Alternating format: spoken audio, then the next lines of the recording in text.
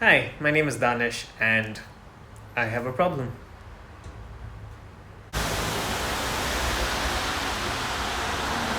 A theory problem. To be precise, critical theory. And to be even more precise, it's not really a problem. Let's call it a thwarted desire.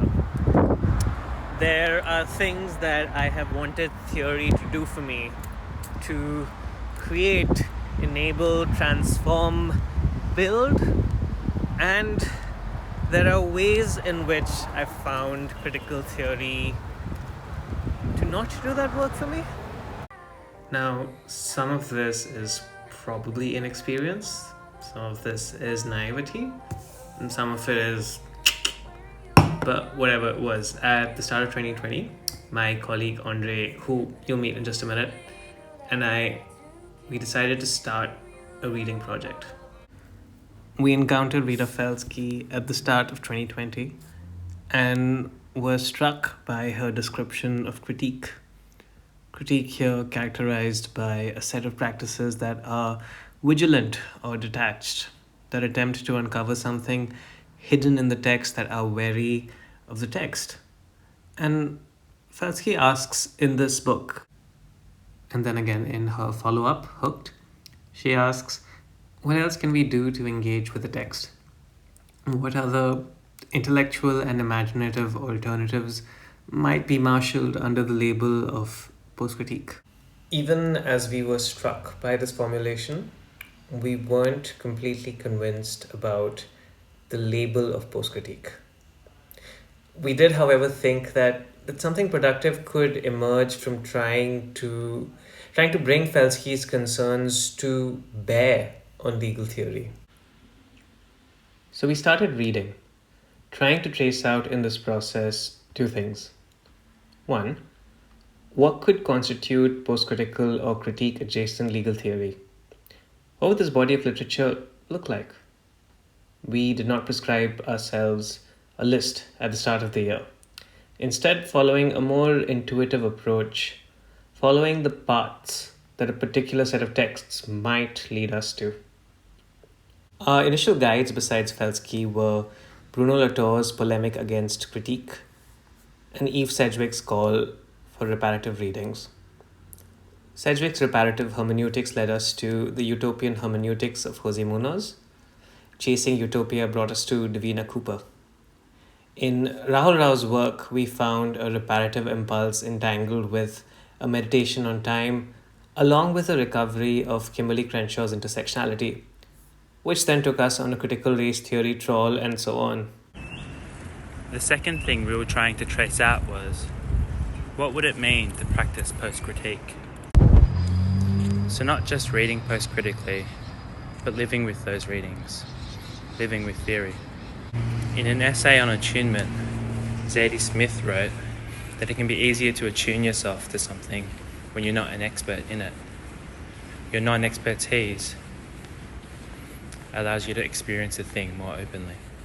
As PhD students, we've tried to use our non-expertise in exactly this way.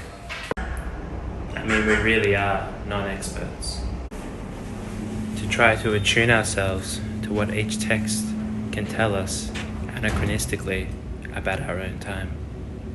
Janet Halley, the feminist legal scholar, wrote in an essay about her late friend Eve Sedgwick's playful translation of dark into bright possibilities and the power of the rereading strategy.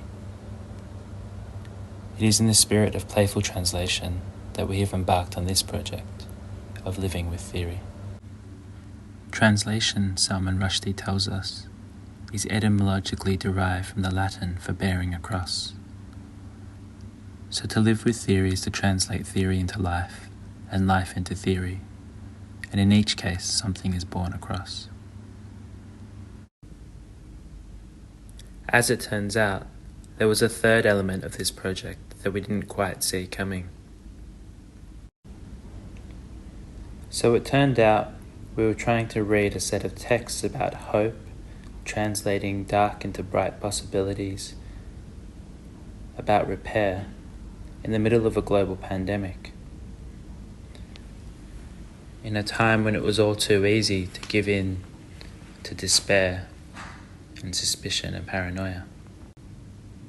As a result, our project took on the shape of that year, 2020. We read through the never-ending month of March and through the disappearing month of April. We read in and through the other side of multiple lockdowns. Today we won't take you through that whole year, but just to 1 month, July. A month when Melbourne, where we both live and study, went into hard lockdown.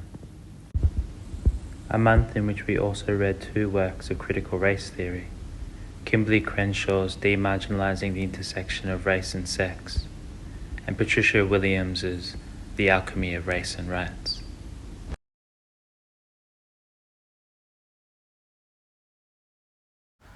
Grids. Intersecting grids. Intersections that comprise what was known as the Hoddle Grid, the first streets of Melbourne to be built back in 1837. West to east, Spencer, King, William, Queen, Elizabeth, Swanston, Russell, Exhibition, and Spring. South to north, Flinders, Collins, Burke, Lonsdale, Latrobe. Pause at the intersection of Lonsdale and William. You can see the crossing of bicycles and people, cars and buses, trams even. Keep watching and you might see the crossing of laws. The Supreme Court of Victoria right across.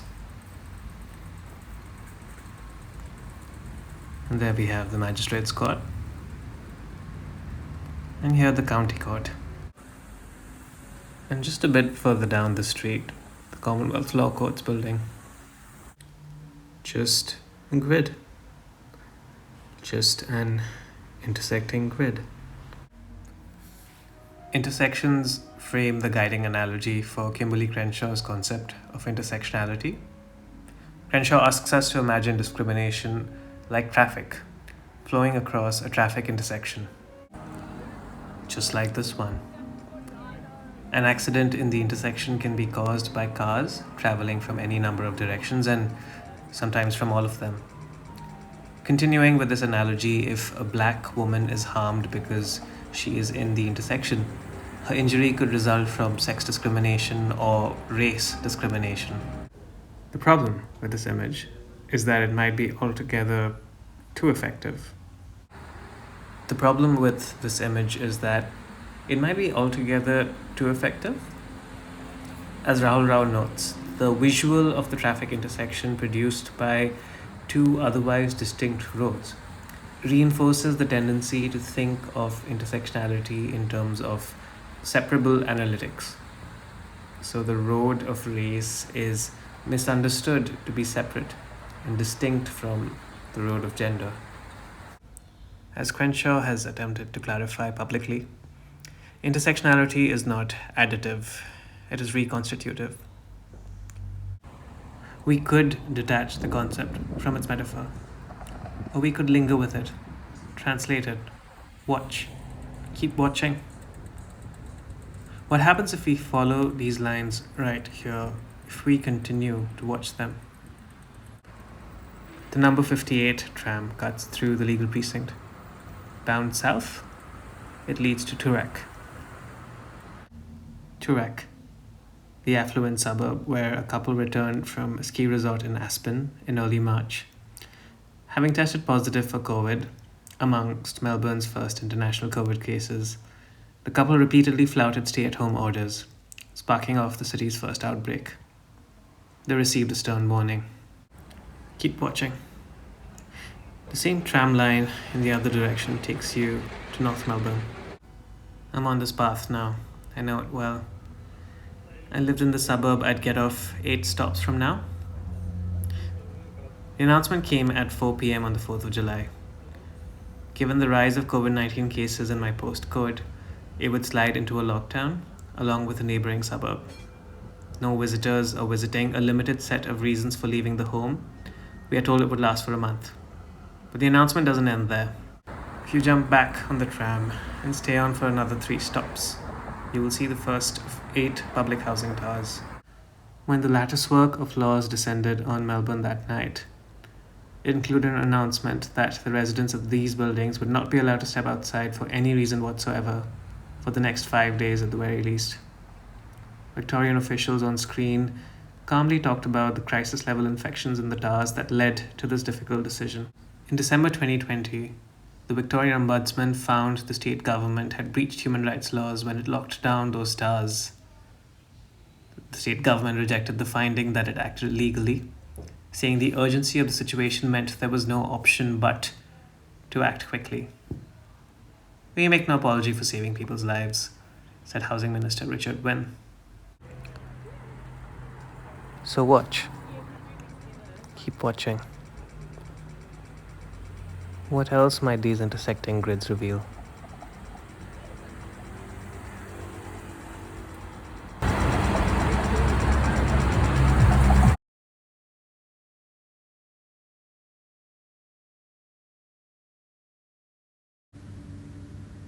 Like Crenshaw, Williams is writing about racialized and gendered violence and how law is complicit in both.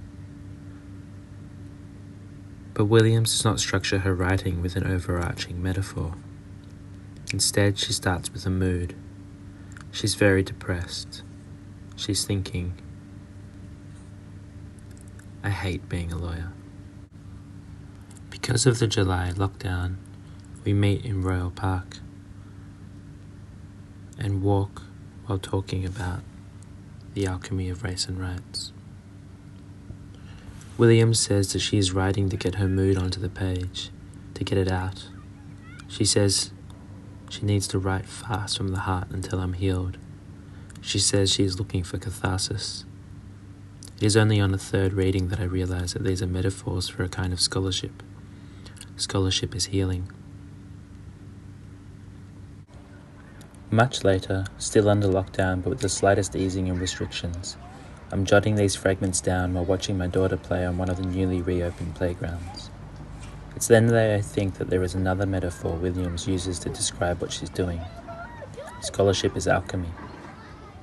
Feeling my way through the metaphor, I wonder at its instability, its ambivalence. Alchemy is pseudoscience, superstitious magic. It is also the transmutation of one thing into another, which subtly shifts the meaning of her other metaphor about scholarship as healing. On its own, we might think of that opening. Williams, furious, depressed, in her terry-toweling robe, obsessively consuming cable news, as falling within the genre of writing as therapy.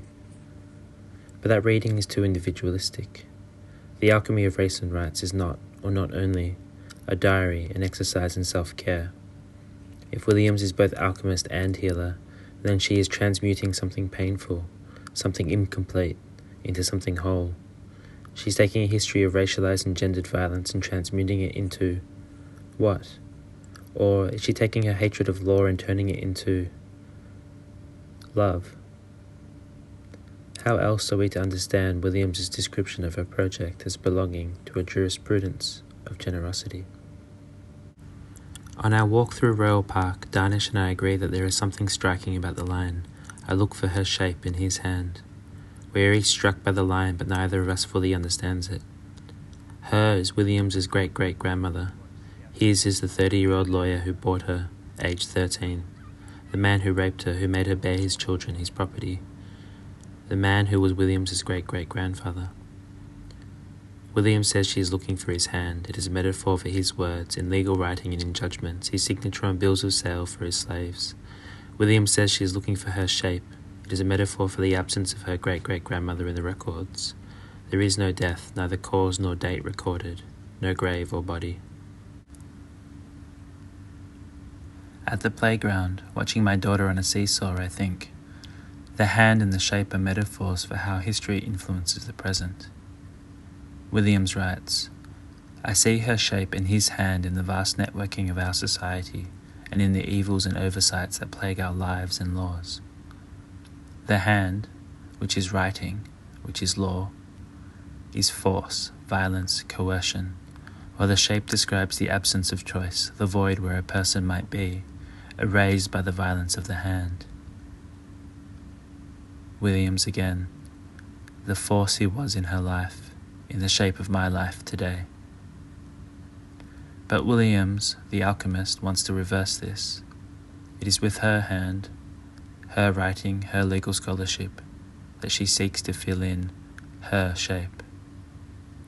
I have tried to piece together what it must have been like to be my great-great-grandmother.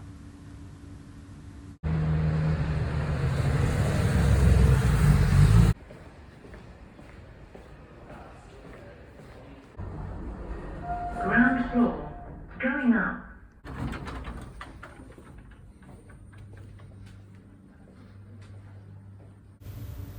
It's March 2021, a year after we began this project. We're sitting inside the Melbourne Law School, finally back in the space where we first started talking about post-critique. Are we now post-critical? Not quite. It might be more accurate to say that we have an altered relationship with critical theory. For me, at least, it's a renewed sense of possibility. And for me, it's a reminder that legal scholarship, including maybe, especially, critical legal scholarship, can heal the wounds of the past. So really, we're not post as in beyond, as in finished with. If anything, we're beside and trying to live with.